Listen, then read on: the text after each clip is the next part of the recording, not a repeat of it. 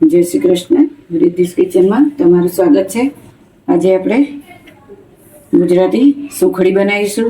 તેના માટે એક કટોરી લોટ લીધો છે, ઘઉંનો ઝીણો, અને અડધી વાડકી ગોળ સમારેલો છે. હવે આપણે ગેસ ચાલુ કરી અને આપણું કઢાઈ મૂકીશું. તેમાં આપણે થોડું 4-5 ચમચી જેટલું ઘી નાખીશું.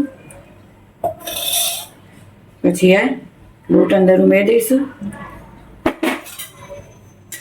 અને ધીમા તાપે સતત હલાવી અને શેકવાનું છે. અને સુખડી પણ કહેવાય છે અને ગોળ પાપડી પણ કહેવાય છે. આ ગુજરાતીને પ્રિય વાનગી છે. આપણે આને ધીમા તાપે દજાય નહીં એ રીતે શેકવાનું છે.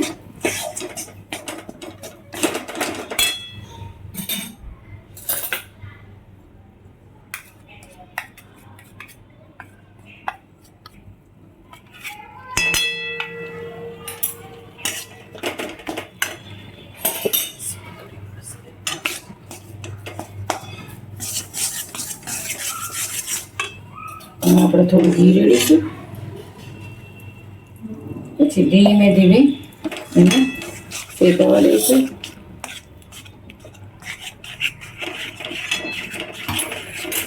ધીમા તાપે શેકવાનું છે. ફાસ્ટ તાપે શેકીશું તો આપણો લોટ બળી જશે અને લોટ કાચો રહી જશે.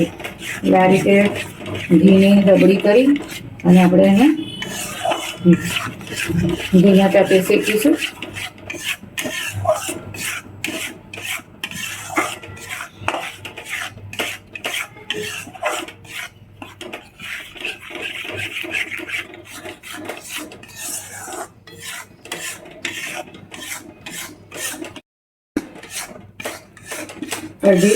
એક વાડકી લોટ લીધો છે, અડધી વાડકી ગોળ છે અને અડધી વાડકી ઘી છે. ઘી આપણે એક સાથે નથી નાખવાનું. જેમ આપણો લોટ શેકાય એ રીતે ઘી આપણે નાખવાનું છે. નાના બાળકોને લંચ બોક્સમાં પણ ભરી શકાય છે. મોટા માણસો પણ ખાઈ શકે છે. આપણે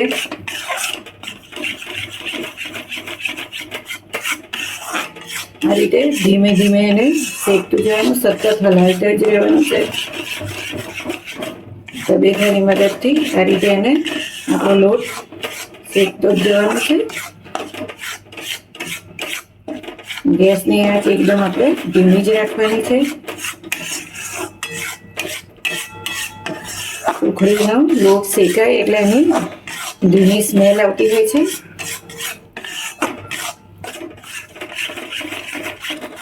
આપણે સુખડી જેનો લોટ શેકાવા આવશે એટલે એની અંદર ઝીણા ઝીણા બબલ્સ થશે અને લોટ થોડો ગુલાબી થઈ જશે.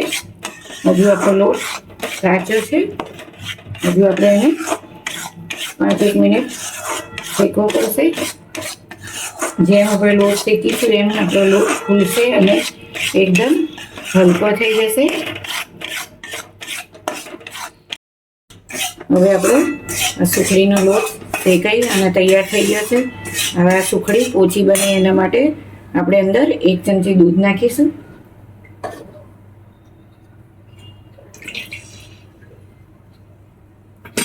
દૂધ નાખવાથી સુખડી સોફ્ટ બને છે, ઓછી થઈ જાય છે. દાદા દાદી નાના બાળકો કોઈ પણ આ સુખડી થઈ શકે છે. હવે આ દૂધ અંદર મેળવણ થઈ ગયું છે.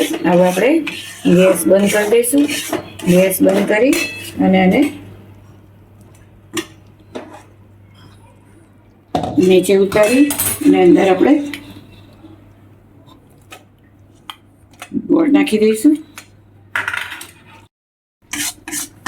ગોળ આપણે અડધી વાડકી લીધો હતો, પણ કોઈને વધારે ગળી ભાવે, કોઈને મોડી ભાવે તો ગોળ તમારી જરૂર મુજબ તમે લઈ શકો છો. નીચે ઉતાર્યા પછી એને સતત ગોળ નાખી અને આ રીતે હલાવતું રહેવું એટલે બધો ગોળ એની અંદર મિક્સ થઈ જાય.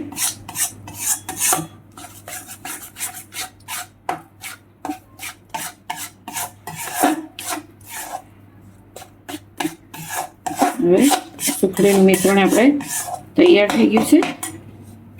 આપણે આ એક પ્લેટ લીધી છે, એની અંદર આપણે તેલ લગાવી અને ગ્રીસ કરી દીધી છે હવે એની અંદર આપણે આ સુખડીનું મિશ્રણ ઢાળી દઈશું.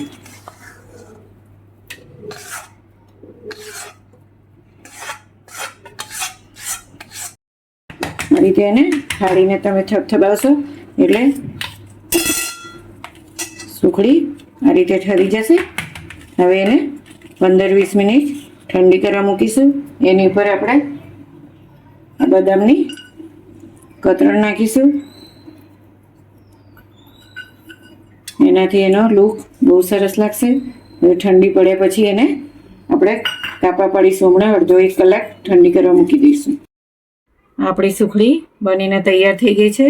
તમે તમારા બાળકો માટે બનાવી અને લંચ બોક્સમાં ભરજો. બધાને પ્રિય એવી સુખડી છે. તો તમને અમારી રેસીપી ગમે તો લાઈક કરજો, શેર કરજો અને સબસ્ક્રાઈબ કરજો.